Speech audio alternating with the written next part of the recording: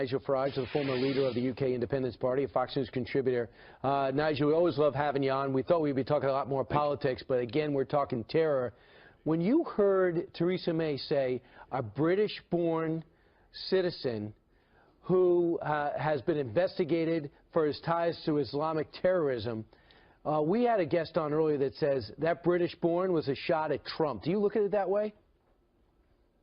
Well, I mean, they always try and emphasize that because they're so embarrassed about their immigration policies. Look, the point is that we do have radicalization going on inside our country. Some of it is going on in state-run schools and state-run prisons, and that is something I think we really could deal with.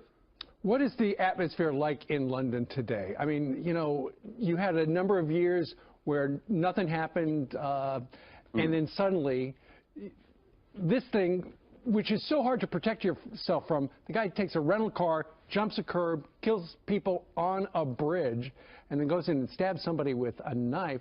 What are people saying in London?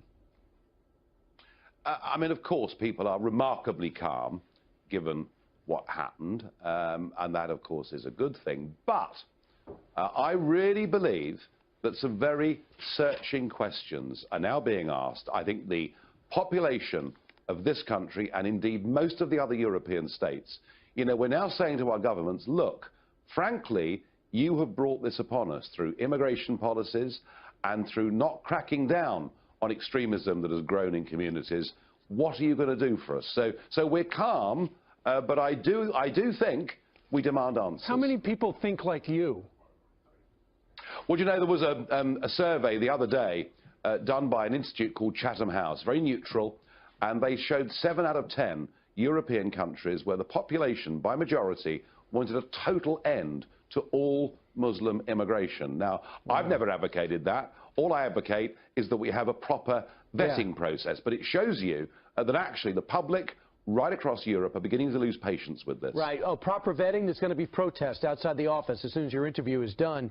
Well, they will keep. Go ahead. Yeah, I know. I mean, you know, and just look at what Trump tried to do. All he was trying to do with that temporary travel ban was to make America a little bit safer. And as you say, they're protesting on Fifth Avenue. So the early reports say they believe that this terrorist acted alone, which is insane because they've already made 7 arrests of links to him. Dan Bongino, former Secret Service and police officer, said this morning. You know, we have an assimilation problem right now. It's pretty clear that this worldwide PC effort for multiculturalism has failed. What we've done is we've created these cultural silos in individual communities which have made it easier for people to be radicalized. They feel isolated from other communities within the larger community. You know, they're not lone wolves. This is the strategy for ISIS, to go and target people through internet propaganda, radicalize them, and set them loose for these little soft target terror attacks that don't leave a lot of investigative footprints. The lone wolf term is gone. I'm glad you brought that up.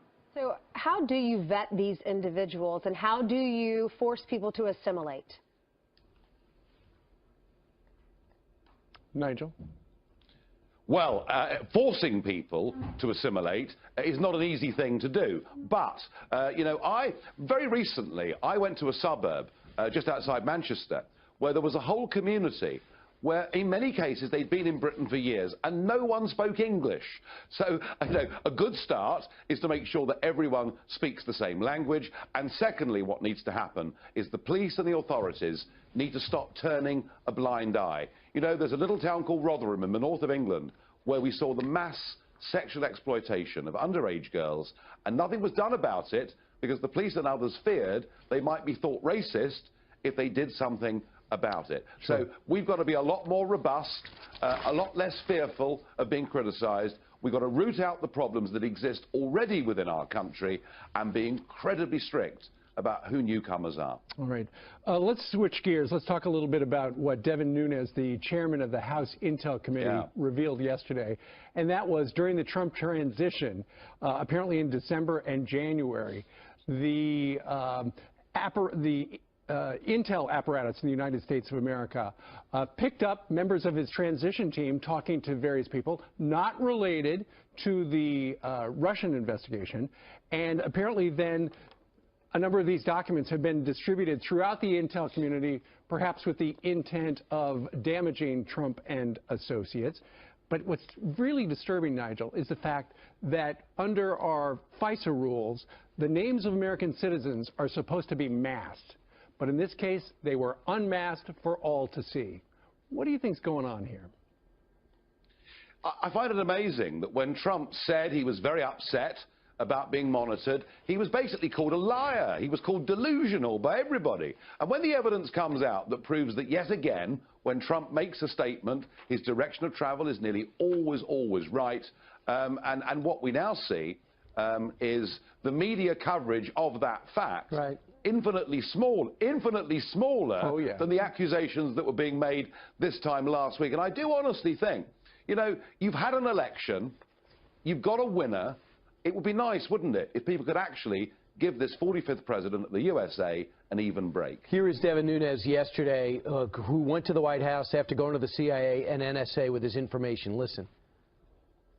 What I've read seems to me to be some level of surveillance activity, perhaps legal, but I don't know that it's right, and I don't know that the American people would be comfortable with what I've read, but let us get all the reports. The president was correct in what he tweeted? It is possible.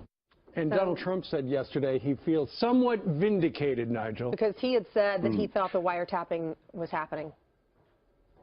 Yeah, I mean, for Donald Trump to use a term like somewhat vindicated is mastery of understatement, isn't it? I should think he's pleased that he's been proved to be right. But I think I do think he's owed an apology by large sections of the media who, as I say, effectively were calling him a liar. And as soon as that came out, I know. CNN started running with a story that they have an FBI source that says that there is collusion between the Russians and the Trump administration. So as soon as something happens, there's a counter, because there's people leaking inside our intelligence community, and it's flat out embarrassing. Yeah, no, it is, and it's. I must say that probably the biggest, most difficult job that Donald Trump has got is that the whole apparatus of Washington was set up. Everyone's earning their salaries. Everyone's comfortable. They don't want a radical new president to change things in the USA, but I believe, knowing him a bit, that he's a strong man and he'll win through. Somewhat vindicated. All right. Nigel, thank you very much for joining us today from London.